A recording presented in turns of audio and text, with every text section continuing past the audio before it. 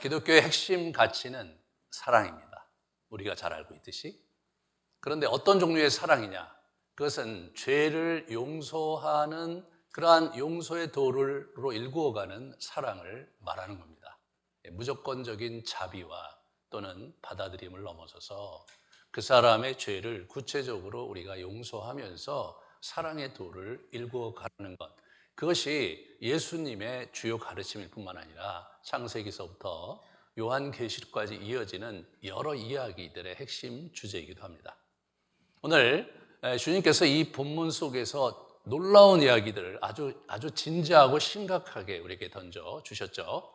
사실 용서는 여러분이나 저나 누구나가 하고 싶은 거고, 용서하면서 우리 자신도 풀어지기를 원하고 좋은 관계를 회복하기를 원하는 마음이 가득하지만, 실제로 우리가 그 용서를 이루어가는 과정에 대해서 사실 많이 배우지 못했고, 용서에 대한 연습이 잘 구체적으로 되지 않았기 때문에 그 용서의 진가를 우리가 누리지도 못하고 그 부요함을 못 누리는 안타까운 문제가 우리에게 있습니다.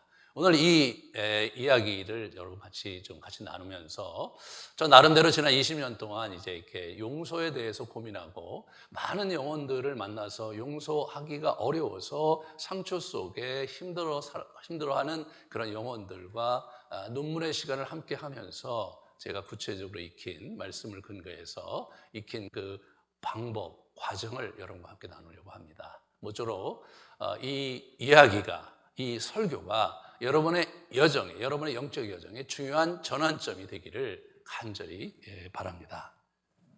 예수님께서 오늘 이제 말씀하시는데, 형제가 죄를 범했을 때 어떻게 하라고 지침을 15절서부터 17절까지 말씀하시죠. 너와 그 사람과만 상대하여 권고하라. 만일 들으면 네가 그 형제를 얻을 것이요. 그죠? 처음에 혼자 가서 얘기하고, 그래서 듣지 않거든 한두 사람을 데리고 가서 두세 증인의 입으로 말하며 말마다 확증하라. 두세 사람이 가서 이렇게 더 강하게 얘기하라. 그렇게 얘기하는 게 아니에요. 두세 사람이 가서 사실을 근거로 객관적으로 전후 좌우를 얘기하면서 뭐가 문제인지를 확고히 해줘라. 그런 얘기를 하는 거예요. 그러면 그것을 듣고 본인이 받아들이면 우리가 그 형제를 얻은 것이로되, 그런 형제가 또는 그런 자매가 더 듣지를 않거든 그걸 교회에 대해 얘기하고, 교회 권면도 듣지 않거든 내보내라는 거죠. 그래서 이방인과 세리와 같이 여겨라 라고 예수님께서 단호하게 얘기하시는 거죠. 다시 말해서 우리의 사랑과 용서에는 분명한 경계가 있고, 그 경계를 넘었을 경우 우리도 어떻게 할 수 없는 그러한 영역이 있다는 것을 예수님이 분명히 말씀을 하셨습니다.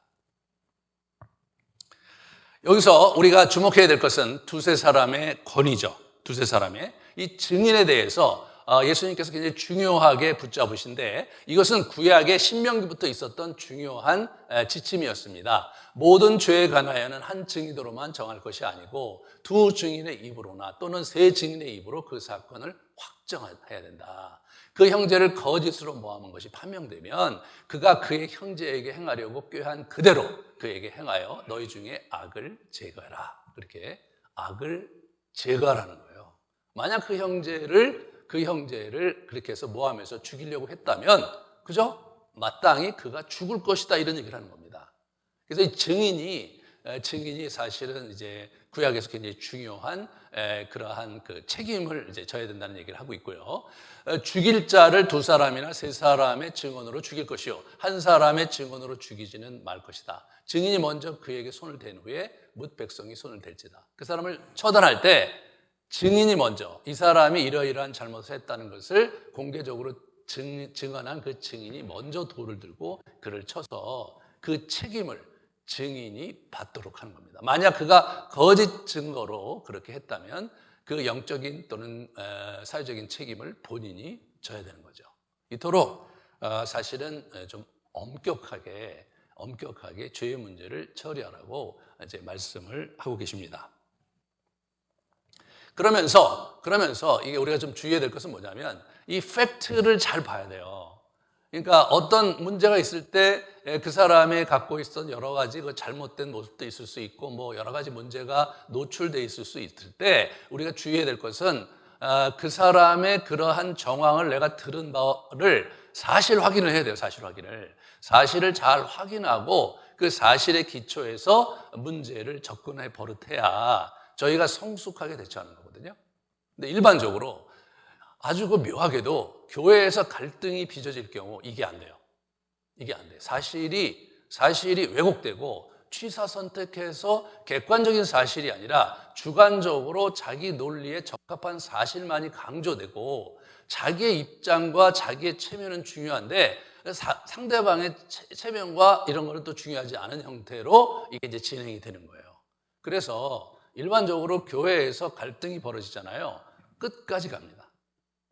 그래서 노회에서 하고 또 위에 올라 총회에서 재판을 하고 또 내려와서 이게 지금 제가 이제 지난 1년 동안 씨름했던 것은 5년 동안 아주 굉장히 어려워졌는데 교인들이 반으로 줄었는데 여전히 소송이 안 끝나고 여전히 그 문제가 이렇게 쭉 흘러가는 거예요. 객관적인 사실이 있어요. 객관적인 사실을 저희가 이제 취합을 해서 거기에 적절한 판단을 내렸지만 당사자들이 그 객관적인 사실을 주관적으로 받아들이면서 해결이 안 되는 거예요. 그래서 요즘 굉장히 많은 교회 문제가 결국은 사회 법정으로 가고 마는, 왜냐하면 뭐 구속력이 있지는 않으니까요. 참 아주 비참합니다. 아주 비참해요. 그래서 이 기독교가 사실은 이 성경이라는 객관적인 진리를 추구하는 도거든요, 저희가. 그러니까 사실 그 어떤 종교보다도 객관적이에요. 그리고 심오합니다, 생각보다. 그럼에도 불구하고 이제 어떤 갈등이 있을 때 그 문제를 해결하는 양태를 보면 객관적인 사실에 근거해서 합리적인 판단을 하면서 적절한 과정 속의 문제를 처리하기보다는 감정적으로 막 충돌을 하고요. 이제 갈등이 일어났을 때 그럼 어떻게 됩니까? 일부 여기는 이제 한 그룹이 드리고 또 밑에 층에서 또 다른 그룹이 막 예배를 드리고 상상이 안 되는 거죠. 그런 일들이 아주 많이 일어나면서 전체적으로 많은 고통 속에 이제 한국 교회가 무너지고 있는 것을 제가 이제 듣고 실제로 목도하고 있습니다.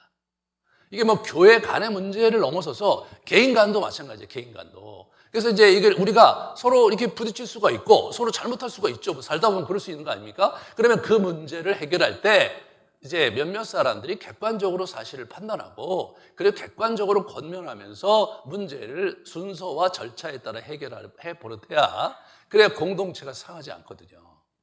그리고 이게 이제 문제가 발생했을 때 가장 어려운 게 뭐냐면 청중들은 또 이 교인들은 어떻게 되냐면 들리는 대로만 들어요. 자기 마음에 자기 감정에 뭔가 클릭되는 대로만 그걸 또 들어요. 한국 사람들이 많이 그래요.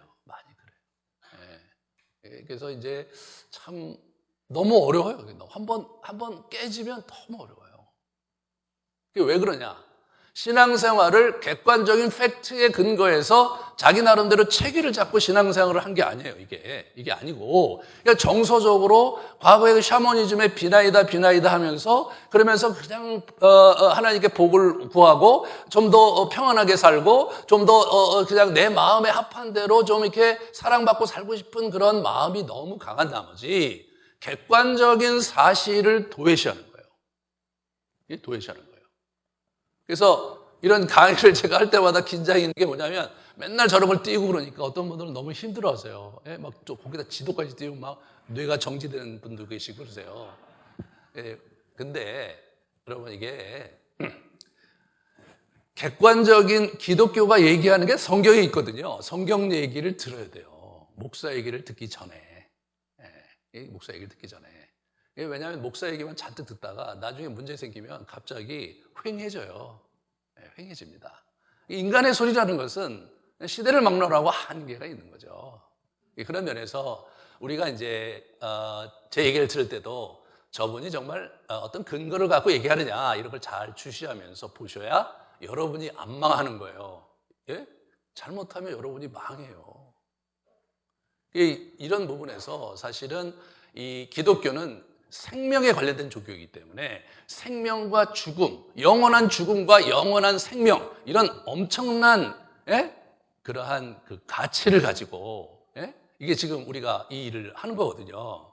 그러므로 우리가 신중해야 될 때는 많이 신중해야 됩니다.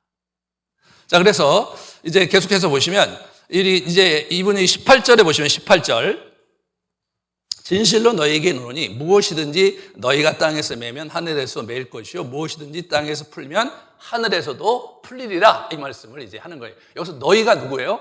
이렇게 문제를 해결하는 두세 사람 또는 교회를 얘기하는 거죠. 근데 이 말은 실제로 16장에 베드로에게 예수님께서 첫 번째 하신 말씀이시거든요. 천국의 열쇠를 주면서 내가 천국 열쇠를 내게 주리니 18장 16절 19절이에요. 네가 땅에서 무엇이든지 매면 하늘에서도 매일 것이요 네가 땅에서 무엇이든지 풀면 하늘에서도 풀리리라. 뭐 엄청난 천국 열쇠를 줬어요. 그러니까 이게 베드로가 이 모든 권한을 가진 것이라고 해석하는 분들이 캐톨릭이죠. 그래서 교황이 된 거예요. 심지어는 중세 때 교황 무호설까지 등장을 했어요. 참 얼토당토한 얘기죠. 인간이 어떻게 무호할 수 있습니까? 그런데 이분들이 16장은 공부 안 하고 16장만 공부하고 18장을 공부 안 한 거예요. 18장에 그게 개념이 확대되거든요. 그것이 단순히 베드로에게만 준 얘기가 아니라 그것은 모든 성도들이 합심해서 예수 그리스도의 이름으로 어떤 일을 행할 때 그것이 매고 푸는 권세가 있다는 거예요. 그것이 여러분과 제가 이제 그 하나님 나라 안에서 얻을 수 있는 특별한 권세라는 거죠. 우리는 막강한 권세를 갖기 시작했습니다. 19절서부터 20절을 잠깐 읽어드리면 진실로 다시 너에게 이르노니 너희 중에 두 사람이 땅에서 합심하여 무엇이든지 구하면 하늘에 계신 내 아버지께서 그들을 위하여 이루게 하시리라. 이렇게 나오죠. 이 말씀이 참 우리가 이 중보기도의 힘이 얼마나 큰지 볼 수가 있죠. 두세 사람이 내 이름으로 모인 곳에는 나도 그들 중에 있느니라. 내가 그들 중에 있다라고 선포를 예수님께서 직접 하신 거예요. 그러므로 우리가 이 몇몇 사람이 모여서 함께 예수 그리스도의 이름으로 합심해서 기도할 때 그 기도에 그 막강한 힘이 있다는 것을 예수님께서 말씀하셨고, 실제로 중보기도 그 팀들이 기도할 때마다 그런 부분을 많이 경험하게 되는 거예요. 그 기도 그룹이 기도할 때 놀라운 일들이 일어나는 것을 이렇게 보게 되거든요. 저희 교회도 이제 그 중보기도를 하시는 분들이 있죠. 그분들의 기도가 사실은 우리에게 굉장히 힘이 되고 우리의 삶을 지탱해 주는 어떤 근간이 되기도 하거든요. 그래서 제가 이제 작년에 이제 미국 가서 있을 때 저희가 이제 개인적인 차원의 영성 생활을 많이 훈련을 하고 그렇게 많이 지내왔는데, 제가 이제 중보 기도회에 대해서 이 부분을 이제 저희가 합심 기도를 그 다음번 어떻게 해야 될까를 고민하는데 저희 교회에서 그걸 개발하지는 않았고, 이제 외부에 이제 쭉 얘기를 이제 듣다 보니까 사실은 뭐 열심히 하시긴 하는데 제가 볼 때 좀 더 규모 있게 했으면 좋겠어서 미국에서 가서 이제 찾아보니까 아주 좋은 프로그램이 있더라고요. 그래서 샌디에고에서 시작이 돼갖고 지금 미국 전역에 그 그룹이 한 1000여 개 그룹으로 움직이는 그 제가 강의를 듣고 그 프로그램을 제가 가져왔어요. 번역까지 다 했거든요. 그래서 이제 그거를 이제 실천하려고 그랬는데 목이 이래서 지금 어렵게 지금 안 하고 있는데, 하반기 때는 그걸 이제 같이 하면서 이 두세 사람이 함께 모여서 기도할 때 어떤 역사가 일어나는지를, 그것을 제대로 해야 되거든요. 어떤 역사가 일어나는지를 우리가 이제 하반기 때 같이 체감하면서 이 능력을 맛보고 이 땅을 승리로 사는 저희의 여정이 되기를 간절히 고대합니다. 그래서 이런 부분에서 이제 우리가 이 하나님 나라의 권세가 실제로 여러분과 저에게 있다는 사실을 자각하고, 그리고 그렇게 기도할 때에 하나님께서 일하시는 것을 체감할 때 이 세상에 자신감이 생기고 믿음을 가지고 담대하게 우리가 살아갈 수 있는 겁니다. 그러므로 여기에는 굉장히 중요한 부분이 하나 자리 잡고 있는데, 용서의 도가 그 근간에 있는 거예요. 우리 베드로가 이제 얼마만큼 용서하면 되느냐, 7번 용서하면 되느냐라고 얘기를 해요. 그 당시에는 3번 용서를 했어요. 이게 랍비들이 3번 정도가 그래도 합리적으로 용서를 하고 3번 이상 똑같은 잘못을 범한다면 용서의 기회를 잃는다라고 가르치고 있었어요. 실제로 어느 정도 타당하죠. 어떤 사람이 나한테 한번 잘못했는데 뭐 용서를 해줘야지, 용서를 했는데 동일한 잘못을 또다시 범한다. 그래서 그 사람이 나한테 왔다. 그러면 그때 또 용서해 주는 거 쉽지는 않죠. 그래서 용서를 해줬어요. 근데 또 잘못했어. 그러면 우리가 일반적으로 우리의 정서 속에서는 그 얘기를 하고 싶지도 않고 그분을 만나고 싶지도 않죠. 그러니까 3번까지는 해라. 그게 합리적으로 인간의 심성에 맞는 가이드라인이에요. 근데 우리 베드로는 지금 무슨 얘기하냐면 거기다가 약간 2배를 붙였어요. 7이라고. 7이라고 2배를 붙였는데 예수님께서는 그것도 아니다라고 하면서 한계를 무한대로 이제 확장하시는 그런 장면을 우리가 좀 보게 되는 겁니다. 그래서 실제로 누가복음 17장 3절 4절에 보면 예수님께서 또 이렇게 말씀하시기도 했어요. 만일 하루에 7번이라도 내게 죄를 짓고 7번 내게 돌아와 내게 회개하노라 하거든 너 용서해라. 무조건 용서해라. 그런 얘기를 하는 거예요. 70번씩 7번 아니라 하루에 7번이라도 계속 용서해야 된다. 그래서 이 용서의 지경을 무한대로 넓혀버리셨어요. 그러면 이제 이게 어려운 거죠. 아니 인간이 어떻게 그렇게 용서할 수 있는가? 아니 용서를 하는 건 좋다 이거야. 그 용서 받는 그 친구는 도대체 어떤 친구고 그렇게 지 멋대로 사는 것을 우리가 방치하고 견디고 살아라고 말씀하시는 게 이게 합리적인가? 이게 타당한가? 너무 억울하고 너무 부당한 건 아닌가라는 질문을 하지 않을 수 없는 거죠. 그래서 오늘 예수님께서 이제 1만 달란트 빚진 자의 비유를 들어서 용서가 하나님 나라에 어떤 의미가 있는지를 우리에게 설파하십니다. 하나님의 나라는 용서를 기초한 나라이며 하나님 나라의 시민은 용서하는 자이어야 한다라고 예수님께서 강하게 어필을 하신 이야기, 그것이 그 다음 이야기입니다. 우리가 잘 알고 있습니다. 1만 달란트 빚진 자가 이제 자기 주인한테 빚을 졌는데 이제 그걸 탕감받게 해달라고 탕감이 아니라 갚겠다고 했는데 사실은 이제 그 주인이 아무리 생각해봐도 못 갚을 것 같으니까 탕감을 해주죠. 1만 달란트는 그 당시 우리 황제의 직속령이 어디였냐면 이집트였는데 이집트의 1년 수입이 1만 달란트가 안 됐다는 거예요. 이집트에 거기 곡물이 엄청나게 생산이 됐고 그 곡물이 사실은 로마 시민들을 먹여 살리며 우리 그 황제가 통치하는 자금으로 쓰였던 어마어마한 돈인데 그거보다 많다는 거예요. 그러니까 당대에 로마에서 1만 달란트를 움직일 수 있는 사람은 희귀할 수밖에 없는 거죠.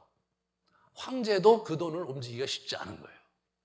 그러니까 이것은 그 당시 로마 사회에서 움직일 수 있는 돈의 규모를 넘어가는 거예요. 실제로 우리 로마 나라에서 이렇게 1만이라는 숫자가 그 당시 표시할 수 있는 최대 숫자이기도 했고요. 달란트가 돈 단위 중에서 가장 높은 그 단위였다는 거예요. 그러니까 어떻게 보면 가장 큰 돈, 어마어마한 빚 이렇게 이해하시면 될 것 같아요.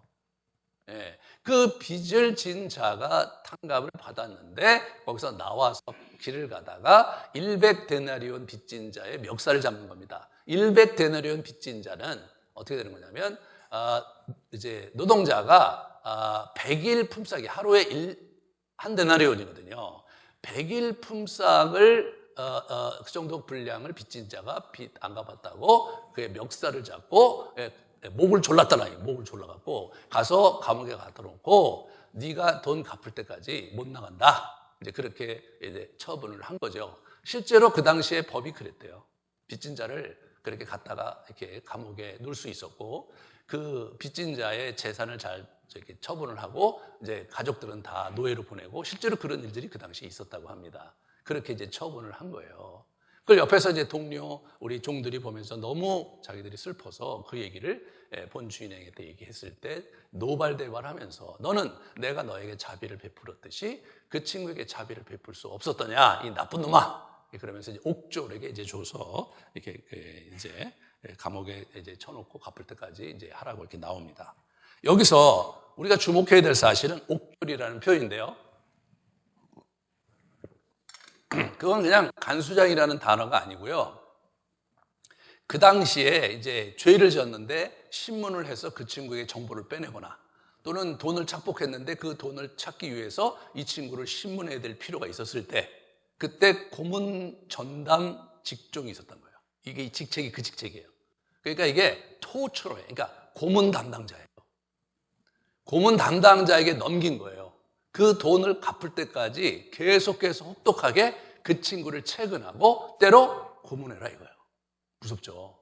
그렇게 처분을 내리는 거예요. 거기까지는 그래도 우리가 뭐 그런가 보다, 그 당시 법이 그러니까 그렇게 생각할 수 있을지 모르지만 35절에 가면 여러분과 제가 상당히 긴장되는 표현이 나와요. 너희가 각각 마음으로부터 형제를 용서하지 아니하면 나의 하늘 아버지께서도 너희에게 이같이 하시리라, 이렇게 나오는 거예요.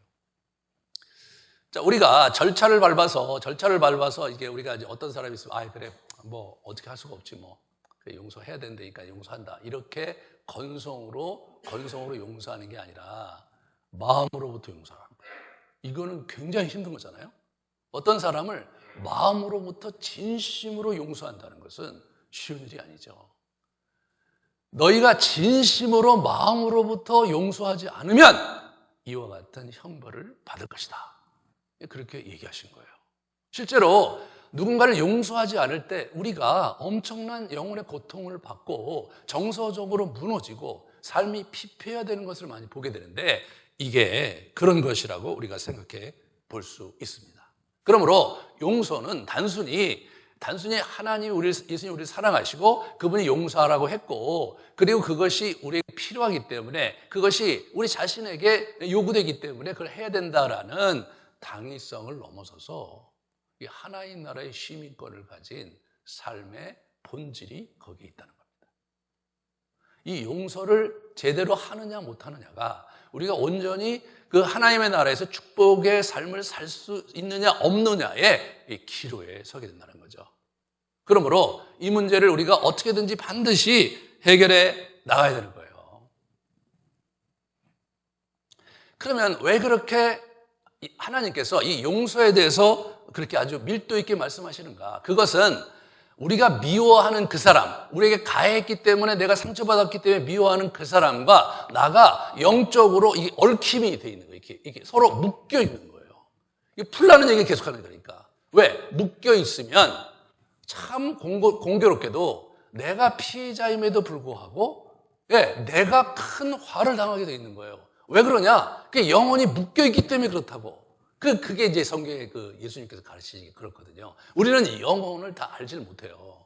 다 알지 못하는데 그게 묶여 있는 거예요. 묶여 있는 거예요.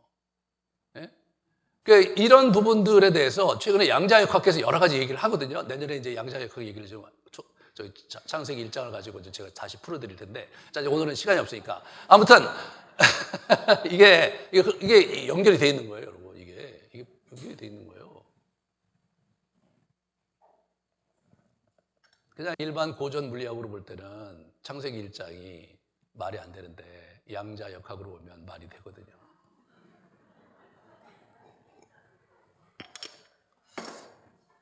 자, 예수님께서 말씀하신 거 보면요. 주기도문에 보면요. 너희가 사람을 잘못 용서하면 너희 하늘 아버지께서 너희 잘못을 용서하시려니와 너희가 사람의 잘못을 용서하지 아니하면 너희 아버지께서도 너희 잘못을 용서하지 아니하시리라. 그죠? 이게 우리가 누구를 용서하는 것과 하나님이 우리를 용서하는 것이 연결되어 있잖아요. 묶여 있잖아요. 허튼 소리 하시는 게 아니란 말이에요. 그게 그러니까 그런 거예요. 왜 그런지 우리는 다 이해 못하지만.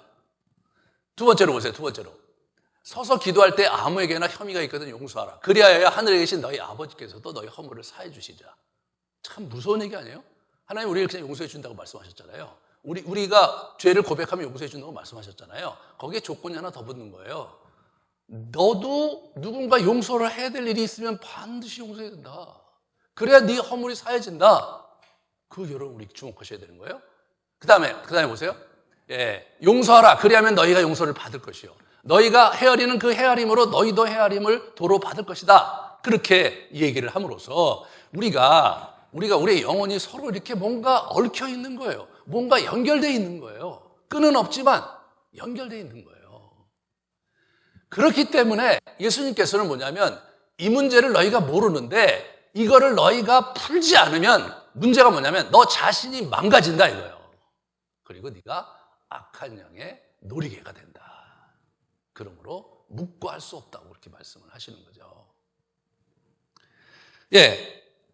그래서 사도들도 거기에 대해서 이제 얘기를 하거든요. 사도들도 보면은 이 서로 용서하기를 하나님이 그리스도 안에서 너희를 용서하신 같이 하라 이렇게 얘기하고요. 또 우리 골로새서 보시면 불만이 있거든 서로 용납하여 피차 용서하되 주께서 너희를 용서하신 것 같이 그리하라 뭐 이런 얘기를 하면서 이게 우리가 서로를 용납하고 용서하는 것과 하나님에게 용납받고 용서하는 것이 서로 연결되어 있다고 그렇게 전제하고 우리에게 얘기해 준다는 사실을 저희가 허투루 봐서는 안 되겠다. 허투루 봐서는 안 되겠다. 실제로 인간의 감정의 가장 어두운 골짜기에는요, 상처와 용서의 문제가 결부되어 있어요. 그 문제가 사실은 문제를 해결하고 벗겨가고 본질로 들어가면 그 문제가 걸려 있는 거예요. 네? 과거의 성장기에 부모님과의 관계가 어려웠던, 형제들 간의 가족 관계가 어려웠던, 또는 동료 관계가 어려웠던 그 첫 번째 상처의 그런 아픔이 해결되지 않은 채, 그리고 그것의 가해자를 용서하지 못한 채, 그렇게 우리가 살아오다 보면 불편한 그 어둠의 골짜기가 계속해서 우리 내면에 흘러가고 그것이 계속 우리에게 여러 가지 사건 속에서 경험되는 그러한 상처와 아픔과 연결되면서 우리의 영혼이 고착되고 우리의 마음이 무겁고 참 때때로 참 비참하고 우울하고 공허하고 공황장애 생기고 이런 여러 가지 문제가 핵심 고리가 어디 있냐면 이 용서의 문제에 직결돼 있어요. 직결돼 있어요. 그러니까 제가 이제 아주 오래전부터 사람들을 상담하고 만나러 다니고 그다음에 이제 수도 없이 많은 사람들과 함께 내면의 어려움들을 제가 이렇게 상담을 해봤는데 이제 이렇게도 도와주고 저렇게도 도와줬는데 결국 핵심 주제는 용서에 있더라. 하나님께서도 인간의 정서의 밑바닥에 가장 심연에 이 문제가 해결되지 않으면 우리가 온전히 이 땅을 살아가며 평강을 누리고 복된 삶을 살아갈 수 없다는 것을 아셨기 때문에 저렇게 심하게 전후 좌우 설명도 없이 이건 워낙 그런 거니까 너희들 그렇게 해! 라고 말씀하신 거예요. 실제로 하나님께서 우리에게 다가오실 때 그러므로 먼저 용서하면서 우리에게 이제 다가오셨죠. 로마서 5장 5절 8절 보면 아직 연약할 때 기약대로 그리스도께서 경건하지 않은 우리를 위해 죽었죠. 우리가 아직 죄인되었을 때 그리스도께서 우리를 위해 죽으심으로 하나님께서 우리에 대한 자기의 사랑을 확증하셨다. 인간이 우리를 위해서 누군가가 나의 용서의 길목을 열어가는 일들을 저분이 여셨죠. 그러지 않고는 인간의 영혼에 다가올 수가 없었다는 것을 저분은 알고 계셨던 겁니다. 우리가 하나하나 좀 같이 살펴보면요. 그 다음 걸 넘겨주세요. 우리 용서는 우리가 본받아야 할 하나님의 성품이고 그것이 우리의 정체성의 근본을 이루고 있다는 거예요. 근본이라는 거예요. 용서는 여러 가지 신앙의 덕목 가운데 그것을 하나의 해도 되는 것이고 힘들면 어쩔 수 없는 거 아니냐? 이게 참 어려운 거예요, 이게. 이제 이 중국 문화가요, 기본 가치가 뭐냐면 자기 부모의 원수는 죽을 때까지 갚이는 거예요. 자기 가족의 원수는 목숨을 다해서 바치는 거거든요. 그게 기본 가치거든요. 그 가치가 사실은 동양의 가치에 이렇게 내재돼 있어요. 저희 나라도 그렇게 돼 있거든요. 그래서 나를 괴롭힌 놈에게는 반드시 응징해야 된다는. 그건 뭐냐면 당연한 거고 정당한 거라고 생각하는 분위기 속에 살아요. 그런데 물론 논리적으로 볼 때 정당할 수 있을지 모르지만 그것은 개인의 영혼의 차원에서 볼 땐 최악이고 스스로 망하는 길이거든요. 그럼에도 불구하고 이 문제에 대해서 우리가 진지하게 접근을 못하는 거죠. 용서의 도를 이루어가지 않으면 우리 영혼은 일그러지며 망가져갈 것이고 악한 영의 모익감이 되어 사울처럼 비참한 인생으로 전락해버리고 말 거라는 거예요. 이 사람은 하나님의 선택받아서 왕이 됐는데 점점점 비참해요. 왜? 자기가 잘못한 것은 잘못한 건데 왜 하나님은 왜 다윗이라는 놈을 데려다가 내 왕권을 주자 말이에요. 첫 번째, 하나님이 용서가 안 돼요. 두 번째, 그의 도구가 된 다윗이 용서가 안 되는 거예요. 하나님도 용서가 안 되고 다윗도 용서가 안 되니까 죽을 힘을 다해서 다윗을 죽이려고 하죠. 그러다가 결국 자기 자신만 비참해진 게 아니라 가문 전체가 위협을 잊지 못하고 완전히 패망해야 되는 그런 어처구니 없는 일이 이제 이게 나오는 거죠. 실제로 실제로 사울도 보면 자기도 피해자예요. 이제 이렇게 갈등 구별에 있는 분들을 제가 이렇게 만나서 이렇게 도와주려고 하다 보면 서로가 서로에게 피해자라고 생각하는 분들이 꽤 있어요. 네, 이게 많아요. 그러니까 둘 중에 한 분이 그래 내가 잘못했다. 내가 가해자였고 내가 그러지 말았어야 되는데 정말 미안하다. 이렇게만 나오신다면 문제를 해결하는 게 쉬워요. 왜? 한쪽이 가해자임을 자처했기 때문에 피해자는 거기에 따라서 응당 요구를 할 수 있고 사과를 받아낼 수 있지만 뭐 내가 그거 좀 잘못한 건 맞지만 너는 뭐 잘했냐? 이렇게 나오면 이게 이제 팽팽한 거예요. 무서운 겁니다, 이게. 용서의 도로 나아가지 못하면 영혼을 감옥에 가도 망가뜨리게 되는 거예요. 용서할 수 없었던 압살롬의 비극을 우리가 보잖아요. 아버지를 용서할 수가 없었어요. 암논이 자기의 그 여동생을 그렇게 겁탈하고 수치를 주었는데 아버지가 아무 조치를 취하지도 않아요, 이분이. 왜냐하면 자기도 밧세바로 해갖고 뭐 그런 문제에 관한 자기도 자유로울 수 없잖아요. 자기도 밧세바의 남편 죽였잖아요. 그런 부분에서 아마 그 자기의 어두움 때문에 그렇게 처리를 못하지 않았을까 싶어요. 하지만 압살롬의 입장에서 볼 땐 있을 수 없는 일이죠. 암논을 죽였고 그리고 나중에 결국은 자기를 받아주지 않는 아버지에게 칼을 뒤밀어서 쿠데타를 일으키다가 그 전쟁에서 요압에게 죽임을 당하고 마는 압살롬이죠. 가장 똑똑한 아들이었고 가장 잘난 아들이었고 가장 현명한 아들이었음에도 불구하고 아버지를 미워하는 그 미움을 자기가 극복하지 못했기 때문에 자기 인생이 완전히 어둠에 처박히고 마는 이게 인간의 비극인 거예요. 압살롬이 뭐예요? 피해자였잖아요. 가해자는 누굽니까? 아버지잖아요. 누가 망했습니까? 압살롬이 망한 거예요.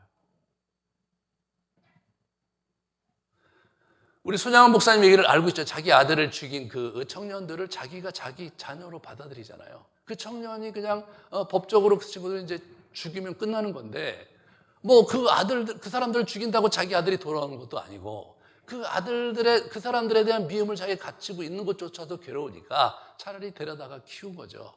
그들을 용서함으로 자기 영혼을 구원한 거죠. 이게 기독교인 거예요. 그다음 그걸 보여주시죠. 보시면 성경은 뭐냐? 복수는 너희가 하면 안 된다는 거예요. 내 사랑하는 자들아, 너희가 친히 원수를 갚지 말고 하나님의 진노하심에 맡겨라. 원수 갚는 것이 내게 있으니 내가 갚으리라고 주께서 말씀하시니라. 네 원수가 줄이거든 먹이고 목마르든 마시게 하라. 이렇게 나오거든요. 여기서 보시면 원수 갚는 것을 하나님께서 직접 하시겠다고 자처하셨어요. 우리는 원수 갚는 일을 그분께 맡기라고 얘기하시는 거예요. 왜? 그것은 매우 위험한 일이거든요. 여러분, 원수를 갚아서 그를 죽인다고 문제가 해결되는 게 아니거든요. 그렇잖아요. 자기의 영혼이 또 다른 어둠 속에 또 다른 그 암흑의 골짜기 속에 들어가는 것이기 때문에 영혼의 문제는 그렇게 해서는 안 된다고 이제 우리 성경은 얘기하고 있는 거예요. 그 복수를 내게 맡겨라. 내가 해결해 주겠다. 사실 우리는 내가 직접 그에게 복수하는 것이 더 좋을 것 같아요. 근데 하나님은 그렇게 생각하시지 않아요. 그리고 또 그 처리하는 방식도 더디세요. 쉽게 복수를 안 해주시는 것 같아. 세월이 가면서 천천히 하시고 심지어는 우리 구약에 보면 이 열왕기서 같은 거라든가 역대기에 보면 그 다음 때 또는 그 다음 때에 뒤늦게 이분이 처단을 하시는 거예요. 아니 당사자가 죽은 지 오래된 다음에 뭐 원수를 갚아주시면 당사자는 어떻게 하라고 하시는지 모르지만 이분의 그 섭리와 경륜은 우리가 알지 못하는 굉장히 얽히설키된 수많은 이슈들을 그분이 그렇게 해결하고 계신 것을 보게 됩니다. 좌우지간 너희가 너한테 다 설명할 수 없지만 복수는 내게 맡기고 너는 용서하고 네 길을 가라. 대신 내가 너를 챙겨줄 것이다. 그런데도 여전히 우리는 사실 쉽지 않죠. 뭐 그렇게 맡겼다고 그게 뭐 해결이 되면 뭐가 인간이 아니죠. 그러니까 이 바울이 그런 심정을 이분이 잘 아시는 거예요. 그런 심정을 잘 얘기를 해줘요. 뭐라고? 아직 다 안 읽었어요. 그거. 내 원수가 줄이거든 먹이고 목마르거든 마시게 하라. 그리함으로 내가 숯불을 그 머리 위에 쌓아 놓으리라.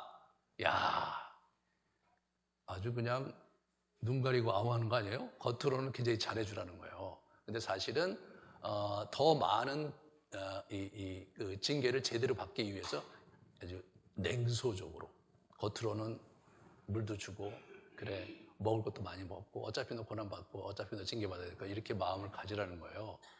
와, 이런 얘기를 하세요, 저분이. 여러분, 동양의 이 유교 사상 이런 데 갖고 이거 불교 사상을 갖고 있는 우리로서는 사실 저게 우리 정서에 맞질 않아요. 예? 그럼 칼을 그 찌르지. 예? 잘 먹여 막. 예? 잘 먹여. 예? 밥도 예? 잘 먹이고 옷도 챙겨주고 아유 평안하세요. 잘 가세요. 예, 축복합니다. 얘기는 하는데 속으로는 칼을 갈라는 얘기가 어려운 거죠. 근데 실제로 여러분도 이제 경험하셨겠지만 누군가를 미워하고 누군가를 정말 죽이고 싶을 정도로 미울 때는 저 말이 무슨 말인지 아실 거예요. 근데 더 재밌는 건 뭐냐면 악에게 지지 말고 선으로 악을 이기는 방법이라는 거죠. 저게. 예? 그게 저 방법이라는 거예요. 하나님께 맡기고 나는 내가 할 도리인 선행을 행하고 그분을 기다리는 게 악을 선으로 이기는 방법이라는 거예요. 그러면 우리가 이제 용서에 대한 구체적인 절차를 넘어가기 전에 우리가 갖고 있는 개념을 좀 정리할 필요가 있어요. 용서의 문제, 그 다음에 화해의 문제, 그 다음에 재결합의 이 세 가지가 하나로 뭉쳐있는 게 아니라 이걸 세 개를 분리해야 돼요. 성경의 개념으로서는.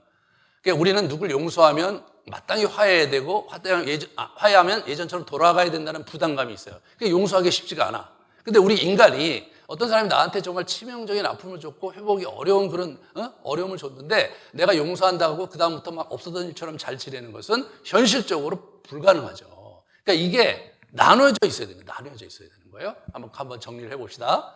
뭐냐면 할 수 있거든 모든 사람과 더불어 화목하라. 이 얘기는 뭐예요? 명령이 아니라는 거예요. 권면이라는 거예요. 반드시 해야 될 게 아니라 조건이 안 맞으면 어쩔 수 없다는 걸 받아들여도 된다는 거죠. 용서하는 데는 한 사람, 재결합하는 데는 두 사람이 필요하다. 다시 말해서 두 사람이 건강하게 노력해야 회복이 되는 거지. 한쪽이 그것을 조건을 맞지 않으면 어쩔 수 없는 부분이기도 하다는 거예요. 용서는 상처받은 사람 내면에서 일어나지만 재결합은 두 사람의 관계 속에서 일어나기 때문에 두 사람이 책임 있게 반응하지 않으면 안 되는 부분이 있다는 거죠. 그걸 넘어가서 그 다음에 상대방에게 미안하다고 말하지 않더라도 우리는 그 사람을 용서할 수 있죠. 이게 그 사람이 나한테 사과하더라도 용서할 수 있어요. 왜? 용서는 하나님과 나와의 이슈거든요. 상대가 정직하게 사과하며 미안하다고 말하지 않는다면 우리는 재결합할 수 없죠. 이거 맞아요.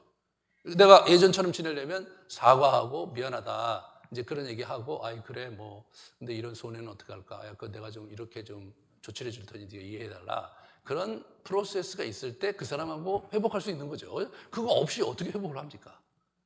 예, 그런 거예요. 그러니까 용서는 부대 조건이 없죠. 무조건 해야 되는 거예요. 하나님과 나와의 관계이기 때문에 재결합은 몇 가지 부대 조건이 있을 수 있다는 거죠. 자, 이제 용서의 그 개념을 좀 더 좁은 의미로 여러분이 좀 개념을 하셔야 돼요. 용서를 너무 커다란 복합적인 의미로 이걸 하나로 용서를 하다 보면 못해요.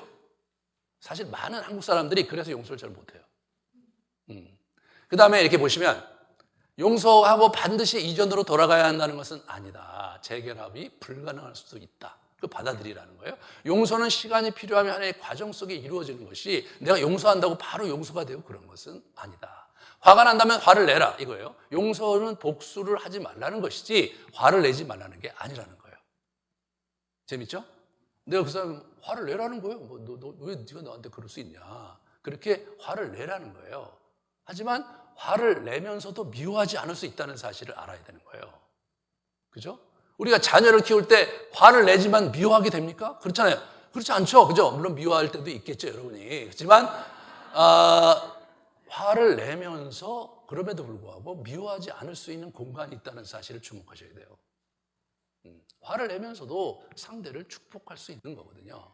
그러니까 내가 화가 나는 거를 그것까지 참으려고 완벽하게 하다 보니까 이게 용서할 때 이게 뭐냐면 이게 엄두가 나질 않는 거예요. 내가 보기만 하면 막 핏대가 올라오고 보기만 하면 막 입이 부르르 떠는데 내가 어떻게 저 사람 용서하냐. 그렇게 생각할 수 있는데 그러면 화를 내라는 거예요. 너만 보면 내가 이 턱뼈가 막 왔다 갔다 한다. 너는 도대체 어떤 놈이기에 이렇게 얘기할 수 있어야 된다는 거죠. 용서는 하나님과 나 사이의 문제인 거예요. 그러니까 반드시 해야 되는 거예요. 예?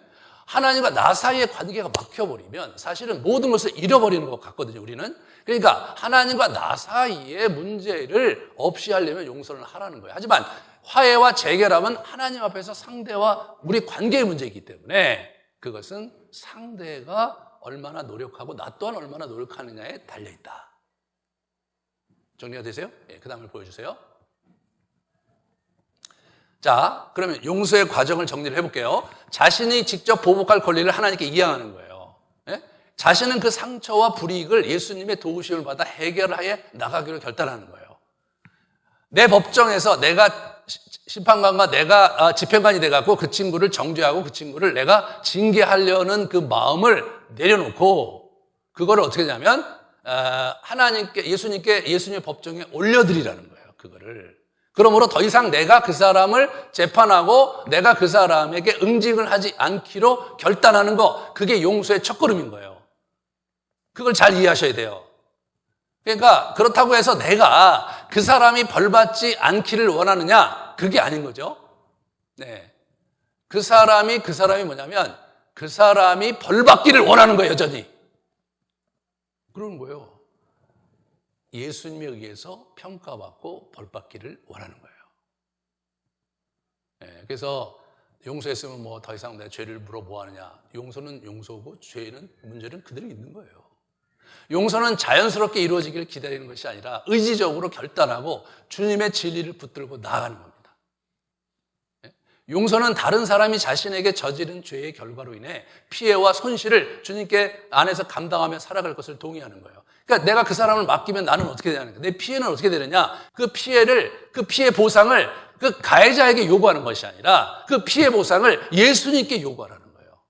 예수님이 이 피해를 갚아주시고 나를 치유해 주시고 그렇게 살라는 거예요. 왜? 그래야 네가 사니까. 그래야 여러분과 제가 사니까. 그 다음 걸 보여주시면 용서의 단계에 있어서 먼저 용서 결단 기도를 하는 거예요. 그게 시작이에요. 처벌을 그분께 이양하는 거예요. 그분의 법정에 맡기는 거죠.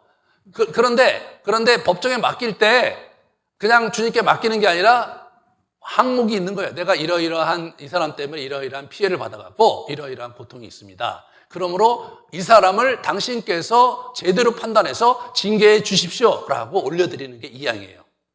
알았죠? 그 다음에 피해 회복을 의뢰하는, 자기가 피해받으면 어떻게 돼요? 자기가 이거를 하나님께 이제 이렇게 예수님께 도와달라고, 보상해달라고 그분께 요구하고, 이제는 어떻게 됩니까? 예수님을 붙들고 늘어지는 거예요. 왜 내게 이런 일을 겪어서 내가 이 피해를 입게 되는 겁니까? 정말 예수님 나를 고쳐주시지 않고 나를 회복해 주시지 않으면 내가 누구한테 가서 연합니까? 이제 이 문제를 법정에 당신께 맡겼으니까 당신이 알아서 처리하는데 내 문제는 당신이 처리해 주십시오. 그렇게 하는 거예요. 그 다음에 극기와 축복을 하는 거예요. 그러니까 이게 축복을 해야 마치는 거예요. 그 사람을 진심으로 축복할 수 있어야 내 용서의 과정이 맞춰지는 거예요. 그런데 화해까지 가려면 중간에 하나님의 섭리에 대한 이해와 수용이 이제 필요해요. 자, 그걸 성경을 근거로 하나하나 제가 설명을 해드리겠습니다. 용서 화해 과정의 5단계를 한번 설명해드리면 상대의 잘못으로 인한 고통과 어려움을 통토하고 주님께 고하고 용서하기로 선택하는 거예요. 그리고 저렇게 기도하는 거예요. 주님, 아무개가 저에게 이러이러한 행동을 함으로써 내 마음에 이런 상처와 어려움들, 아픔들, 손실이 있었습니다. 그렇지만 내가 주님의 명령을 받들어서 아무개를 용서하기로 선택합니다. 주님, 이 문제를 주님께 가져가서 주십시오라고 하는 게 용서 결단 기도예요. 그 다음 걸 보여주시면 처벌 이해하는 거죠. 상처 입은 감정을 토로하며 보복의 권리를 포기하고 주님의 법정에 이양하여 그분의 처분에 맡기는 기도를 올리는 거예요. 이게 쉽게 감정을 털어내기 어려우니까 시편의 비탄시와 저주시를 사용해서 토로하면은 아주 도움이 많이 됩니다. 이런 부분들은 다 제가 해본 거예요. 제가 10수년 해보면서 이게 참 우리 한국 사람에게 맞다. 이 미국 사람들 책을 보면 저런 게 없어요. 우리는 이게 뒤가 장렬이거든요, 이게. 후폭풍이 장렬해요. 그리고 쉽게 내가 그래, 용서하기로 했으니까 했지. 그런데 그게 안 되잖아요, 우리는. 우리가 그렇게 나이스한 사회를 살아본 적이 없어요. 예? 우리는 그런 나이스한 살아본 적이 없기 때문에 그렇게 나이스하게 끝난다고 해결이 안 된단 말이에요. 여전히 우리 안에 불쾌한 감정들이 있고 여전히 그 친구 얼굴을 보면 막 얼굴이 찌그러지고 화가 막 부럭부럭 나는데 이걸 해결해야 돼요. 그걸 다 보여주시면 55편에 보면 이런 기도 내용이 있어요. 이게 다윗이 하는 거예요. 주여 그들을 멸하소서. 그들의 혀를 잘라 버리소서.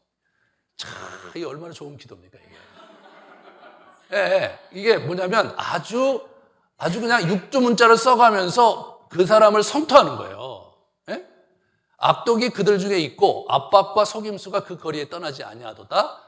나를 책망하는 자에는 원수가 아니라 원수일진데 내가 참았으리라. 나를 대하는 자는 자기를 높이는 자는 나를 미워하는 자가 아니라 내가 미워하는 자일진데 내가 그를 피하여 숨었으리라. 예, 그는 누구예요? 자기 친구예요. 곧 너로다. 나의 동료, 나의 친구요, 나의 가까운 친구로다. 이게 가까운 사람한테 배반당한 거죠. 여러분 우리 인생을 살면서 우리가 제일 힘든 건 뭐예요? 믿고 의지하고 사랑을 나눴던 사람에게 상처받은 게 어렵지. 오다가 나 만나갖고 뭐 어떻게 상처받아 이런 것들은 그 오래 가지 않잖아요. 아이 뭐 그런 놈이 재수 없어서 잘못 나서 그렇게 된 거다. 그렇게 생각하지만 그러나 늘 같이 있고 내가 정을 주고 같은 때로 가족들 사이에서 이런 문제가 발생하면 굉장히 어려운 거죠. 이게 영원히 망가져요. 그러면서 성토를 한 다음에 사망이 갑자기 그들에게 임하여 산채로 스올에 내려갈지어다. 산채로 죽이고 싶어요. 혀도 잘라버리고 싶고. 네, 그게 우리의 감정이잖아요. 그거를 주님께 성토하는 거예요. 그 법정에 예수님 이 정도 잘못을 했으니까 제 혀는 잘라줘야 됩니다. 주님 이 정도 잘못됐으니까 쟤는 죽일 것도 없이 산채로 묻어야 됩니다. 라고 하소연하라는 거예요. 그럼 예수님께서 그걸 듣고 어떻게 할까요? 그래? 산채로 묻자. 이렇게 하실 거냐? 그분이 그렇지는 않아요. 네? 그 얘기를 우리가 감정 얘기를 듣고 아 그래? 그러면 알았다. 내가 알아서 처리하면 하고 자기 방식대로 처리를 하세요. 염려하지 마세요. 그러니까 우리 하고 싶은 얘기 다 하는 거예요. 대신 마지막 결정은 그분이 하셔야죠. 근데 여러분 이럴 수도 있잖아요. 분명히 저 친구가 나한테 잘못했어. 저 친구가 나한테 굉장히 상처를 줬어. 근데 사실 객관적으로 보면 내가 먼저 그에게 상처 준 경우도 있어요. 자기가 몰라서 그렇고. 예? 그런 경우도 있죠. 분명히 내가 무슨 두 사람 갈등이 있는 걸 둘이 같이 한번 이 사람 얘기를 들어보고 이 사람 얘기를 들어보면 때로 오해한 경우도 있어요. 그 하나님 예수님께서 그거 정당하게 처리해 주실 것이란 말이죠. 이런 기도를 드리는 거예요. 언제까지? 이게요. 내가 분명히 예수님께 법정에 이양을 했어. 근데 결판이 안 나오는 거야. 판결이 안 나와. 계속 드디어져. 걔는 뭐 멀쩡히 잘 살고 있고 나는 나대로 힘들고. 그럼 어떻게 됩니까? 아직까지 마음에서 이게 이양이 안 된 거예요. 계속 기도를 하면서 주님께서 주님의 때 해결해 주실 것을 내가 바라면서 이제 관심사가 그 법정에 있는 게 아니라 이제 관심사가 그 나라의 가해자가 있는 것이 아니라 관심사가 나와 예수님에게 집중되는 거예요. 주님 나는 어떻게 해야 됩니까? 나를 살려주십시오. 이렇게 될 때 정서적인 차원에서 이양이 된 거예요. 자, 그 다음에 세 번째 과정은 뭡니까? 피해 회복 의뢰예요. 그죠? 내가 피해를 받았을 때 어떻게 해? 자신이 입은 손실로 입은 피해를 주님께 의지하며 그걸 받아들여야 돼요.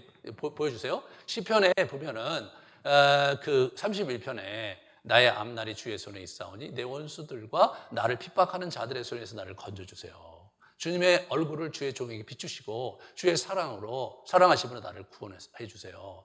여호와여 내가 주를 불렀사오니 나를 부끄럽지 않게 만들어주세요 라고 주님께 자기의 필요를 요청하는 거예요. 이제 내 문제의 당사자, 내 문제를 해결할 당사자를 주님으로 바꾼 거죠. 그걸 예수님께서 그렇게 해주시겠다고 자처하셨어요. 그러므로 그렇게 우리가 하면 되는 거예요. 사실 뭐 가해자가 돈이 있어야 얼마나 있고 가해자가 사실 나를 도와야 얼마나 도울 수 있겠어요. 예수님이 더 좋죠. 그러니까 이분하고 가까우면 이 문제가 쉽게 해결되는 거예요. 그러므로 우리가 영성훈련 하면서 예수님과 좀 친해져야지 이 얘기하기 쉽죠, 여러분. 이제 친해봐요. 막 얘기 나오죠. 당신 정말 그럴 수 있냐고. 나한테 뭐 친구라고 하고 나도 열심히 당신에게 헌금도 바치고 했는데 당신이 나한테 준 게 뭐냐 이런 얘기를 이제 솔직하게 할 수 있죠. 그죠? 그렇게 할 수 있어야 돼요. 그게 이제 그런 거예요. 그 다음에 이제 네 번째로 뭐예요? 네 번째로 그 사람과 화해하려면 뭐냐면 그 사람이 나한테 가해를 했고 내가 피해를 받았는데 도대체 이 사태를 어떻게 이해하고 하나님 안에서 어떻게 소화해야 되느냐 이런 이슈가 생기는 거죠. 그죠? 그게 이제 이게 우리 그 요셉이 그 예예요. 하나님이 큰 구원으로 당신들의 생명을 보존하고 당신들의 후손을 세상에 두시려고 나를 당신들보다 먼저 보내셨다. 그런즉 이리로 보낸 것은 당신이 아니라 하나님이다. 하나님 안에서 자기의 아픔과 상처를 재해석하는 거예요. 당신이 그렇게 했지만 하나님께서는 더 큰 섭리와 더 큰 손길로 나에게 이러한 일들을 이루어 오셨으니 더 이상 당신의 책임은 아니다. 이게 이제 뭐예요? 과거를 그리스도 안에서 하나님 안에서 재해석하는 거예요. 그래야 용기가 생기고 더 이상 그 사람하고 할 얘기가 없어. 가해자하고 할 얘기가 없는 거예요. 그 문제에 관한 두 번째로 뭡니까? 다윗에게서 그걸 볼 수가 있어요. 두 번째로 사울을 살려주고 이런 얘기를 해요. 그들이 이르기를 너는 가서 다른 신을 섬기라 하고 오늘 나를 쫓아내어 여호와의 기업에 참여하지 못하게 함이니이다. 나는 그게 싫다 이거예요. 나는 여호와의 유업을 내가 잊고 그것이 나에게 너무나 중요하기 때문에 당신 내가 살려주겠다. 난 더 이상 이런 거 신경 쓰고 싶지도 않고 나는 하나님 안에 정해진 내 길을 가겠다. 그래서 그냥 딱 쳐버리는 거예요. 이게 다윗이 하고 있는 거거든요. 그래서 상처에 대한 재해석과 하나님 안에서의 의미가 새로 만들어지면서 이게 성숙의 길로 가는 거예요. 자기의 상처와 아픔을 극복한 사람들이 얼마나 아름다웁니까, 여러분? 그리고 그 극복하고 좀 더 멋지게 자기 인생을 구가하는 사람들이 얼마나 훌륭합니까? 하나님이 우리에게 원하시는 것은 그거거든요. 이 땅을 살면서 상처를 안 받고 살 사람이 누구며 이 땅을 살면서 고난 없이 살 사람이 누굽니까? 아무도 없어요, 아무도. 예. 나름대로 그 고난의 골짜기의 양상이 다를 뿐이지 너나 나나 할 거 없이 이 세상은 고난 속에 살아가는 거예요. 제가 목회하면서 깨달은 게 뭐냐면 고난 정량의 법칙이 있어요. 인생을 통틀어서 누구나가 고난을 양껏 받게 돼 있어요. 지금 내 눈앞에서 저 사람이 고난을 안 받고 내가 고난을 받는 것 같지만 세월을 가다 보면 그 사람이 또 고난의 골짜기에 들어가고 저 사람이 지금 아주 굉장히 편안하게 있지만 과거를 돌아보니까 저 사람은 굉장히 심각한 고난의 골짜기에 있게 되고 악한 영이 있고 세상이 악한데 어떻게 평안하게만 살 수 있겠습니까? 하나님께서는 그런 가운데 우리를 연단하셔서 그러함에도 불구하고 예수를 믿고 의지하면서 평강의 땅으로 오기를 원하시는 거예요.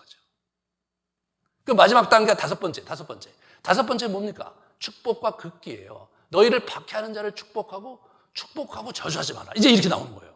아까 저기 55편에 막 저주하잖아요. 혀를 잘라달라고, 산채를 묻어달라고. 하지만 마지막 모습은 어떻게 돼요?